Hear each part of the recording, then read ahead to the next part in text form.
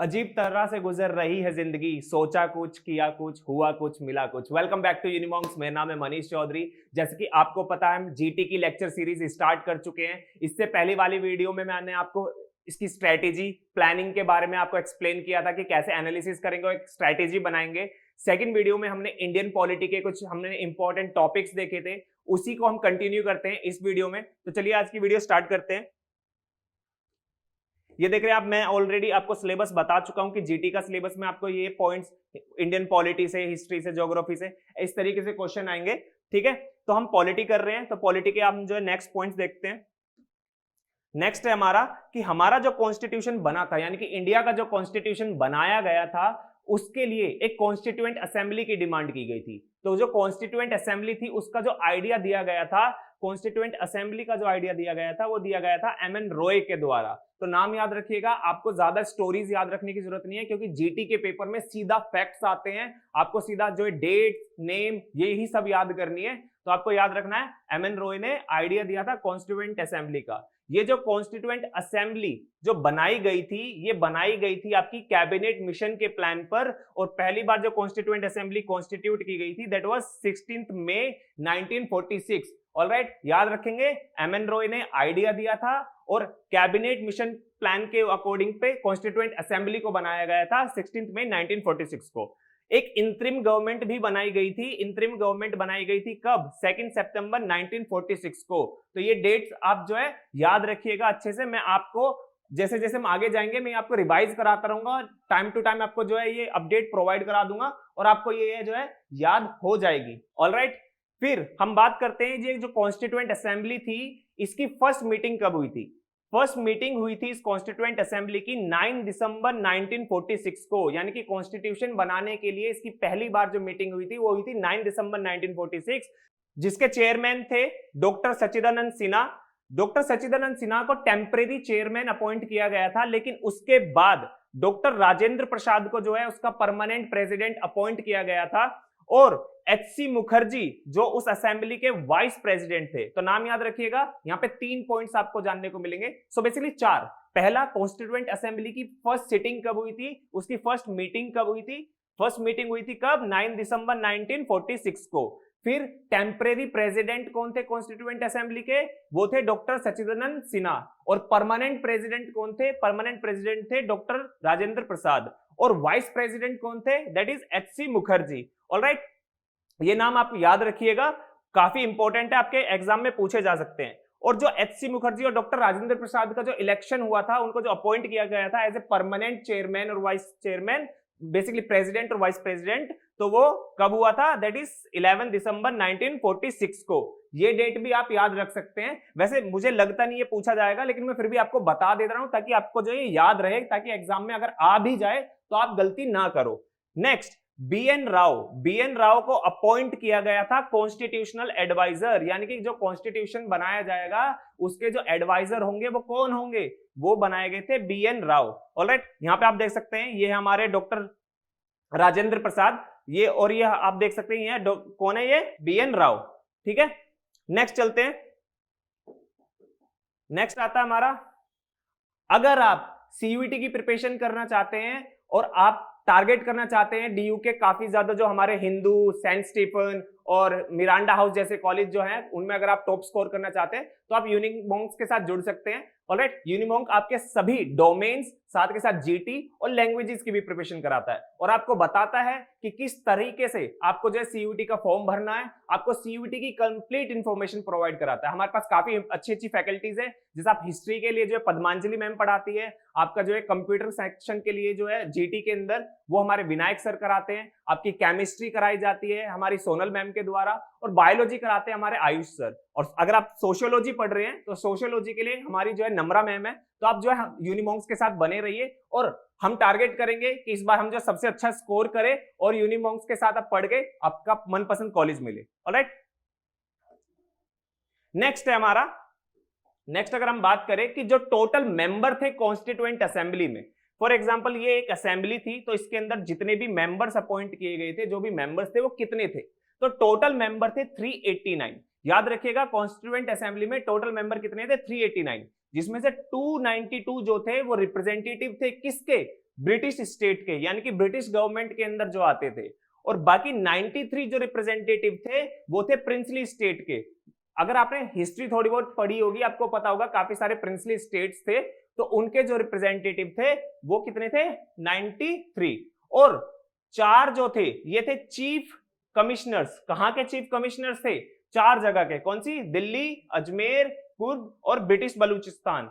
ठीक है, ये आप नाम याद रख सकते हैं, आपके एग्जाम के लिए काफी इंपॉर्टेंट है। और अगेन ऐसे याद नहीं होते, हम धीरे धीरे क्या करेंगे, इनको बीच बीच में रिवाइज करते रहेंगे ताकि वो हमें याद हो जाए। आप कमेंट भी कर सकते हैं, ठीक है, कमेंट करके अगर आपका कोई भी डाउट है वो आप जो पूछ सकते हैं, मैं उनके आपके जो कमेंट्स में डाउट क्लियर कर दूंगा, या फिर नेक्स्ट वीडियो बनाऊंगा मैं वहां पे सारे कलेक्ट कर लूंगा और वहां पे मैं एक्सप्लेन कर दूंगा। नेक्स्ट, जब कॉन्स्टिट्यूएंट असेंबली बन गई, कॉन्स्टिट्यूएंट असेंबली बनने के लिए कि हमारा कॉन्स्टिट्यूशन किस तरीके का होगा, उसके लिए एक ऑब्जेक्टिव रेजोल्यूशन पेश किया गया था। ये ऑब्जेक्टिव रेजोल्यूशन किसके द्वारा दिया गया था, ये दिया गया था जवाहरलाल नेहरू के द्वारा। ठीक है, तो नाम याद रखेगा कि ऑब्जेक्टिव रेजोल्यूशन जवाहरलाल नेहरू के द्वारा दिया गया था। और ये कब पेश हुआ था, ये हुआ था 13 दिसंबर 1946 को। ठीक है, इस ऑब्जेक्टिव रेजोल्यूशन के बेस पे हमारा जो है कॉन्स्टिट्यूशन तैयार किया गया था। नाउ कुछ इंपॉर्टेंट पॉइंट्स हैं। हमारे जो पहले स्पीकर थे लोकसभा के, वो कौन थे, जीवी मवलांकर। नाम याद रखेगा, first speaker of Lok Sabha was जीवी मवलांकर। अब आप कहेंगे लोकसभा क्या है, जिनको पॉलिटी नहीं पता उनको मैं बता दूं कि सपोज मान लो कि ये हमारा जो है पार्लियामेंट है। आप देखते हैं कि नया पार्लियामेंट भी बनाया गया है। इसके 2 हाउस होते हैं, एक होता है लोकसभा, एक होता है राज्यसभा। इसको हम लोअर हाउस भी कहते हैं, इसको अपर हाउस भी कहते हैं। तो इस हाउस के जो चेयरमैन बने थे, सॉरी स्पीकर बने थे, इसमें होता है स्पीकर और इसमें होता है राज्यसभा में चेयरमैन। ठीक है, याद रखिएगा।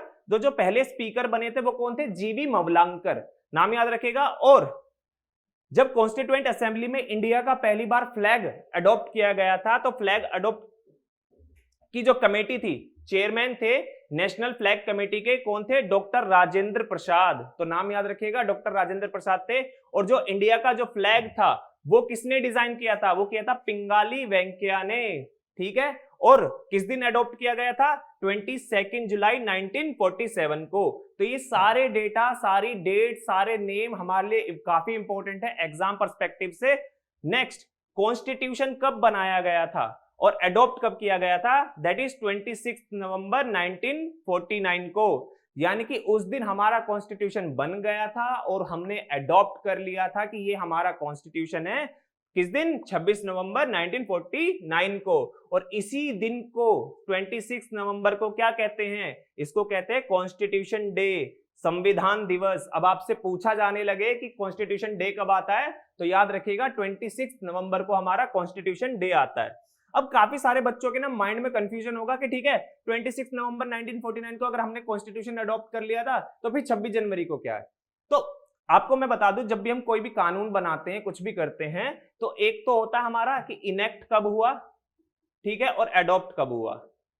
दूसरा होता है कि इन्फोर्स कब हुआ, ठीक है, उसको लागू कब किया गया लोगों के द्वारा। तो 26 जनवरी को ना, 26 जनवरी 1950 को ये लागू किया गया था, ये हमारे ऊपर लागू हो गया था। ठीक है, बन तो हमारा 26 नवंबर 1949 को ही गया था, लेकिन लागू हुआ था हमारा 26 जनवरी को, याद रखिएगा। ऑलराइट, नेक्स्ट, कॉन्स्टिट्यूएंट असेंबली के टोटल कितने सेशन हुए थे हमारे जो कॉन्स्टिट्यूशन को बनाने के लिए, टोटल 11 सेशन हुए थे। 11 सेशनों की जो मीटिंग हुई थी उसमें हमारा जो है कॉन्स्टिट्यूशन फ्रेम किया गया। नेक्स्ट, कॉन्स्टिट्यूशन को बनाने में कितना टाइम लगा हमें टोटल, लगभग हमें 2 साल 11 महीने और 18 दिन। ठीक है, ये हमारा पूरा टाइम लगा है इंडिया का जो आज का कॉन्स्टिट्यूशन है। सॉरी, आज तो काफी सारे मॉडिफिकेशन हो गए हैं, लेकिन जो हमने 26 नवंबर 1949 को जो अडॉप्ट किया था उसको बनाने में जो है 2 साल 11 महीने और 18 दिन लगे थे। इसका खर्चा कितना आया, टोटल लागत कितनी लगी थी, टोटल इसमें जो हमारा कॉस्ट लगा था वो था 64 लाख रुपीज। ठीक है, याद रखिएगा 64 लाख रुपीज लगा था।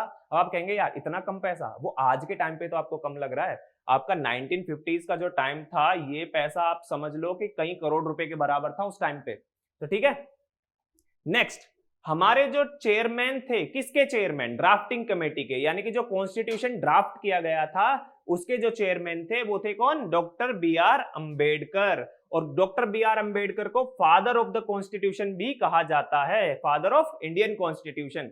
याद रखिएगा, क्वेश्चन डायरेक्ट पूछा जा सकता है कि फादर ऑफ इंडियन कॉन्स्टिट्यूशन कौन है, तो कौन है? Doctor B R Ambedkar. Next, मैं ये ऑलरेडी आपको बता चुका हूं कि कॉन्स्टिट्यूशन को इन्फोर्स कब किया गया था, दैट इज 26 जन 1950। तो अब आपको जो है कंफ्यूजन नहीं होगा कि हम एडॉप्ट, इनेक्ट और इन्फोर्स।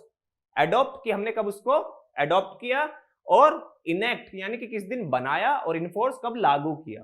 ठीक है, ये दोनों डेट्स में कंफ्यूजन मत होना। 26 January is not a constitution day, it is a क्या? Republic day. ठीक है, और 26 क्या? 26 क्या है? जल्दी बताइए कमेंट बॉक्स में फटाफट, 26 क्या है हमारा? 26 ऑफ, बताइए जल्दी कमेंट में फटाफट। ठीक है, 26 ऑफ नवंबर। तो याद रखिएगा 26 ऑफ नवंबर 1949 क्या है हमारा? Constitution day. ठीक है, डाउट्स क्लियर? नेक्स्ट चलते हैं। ठीक है, आज की इस वीडियो में यही काफी सारे इंपॉर्टेंट पॉइंट्स थे जो आपको पता होने चाहिए एग्जाम पर्सपेक्टिव से।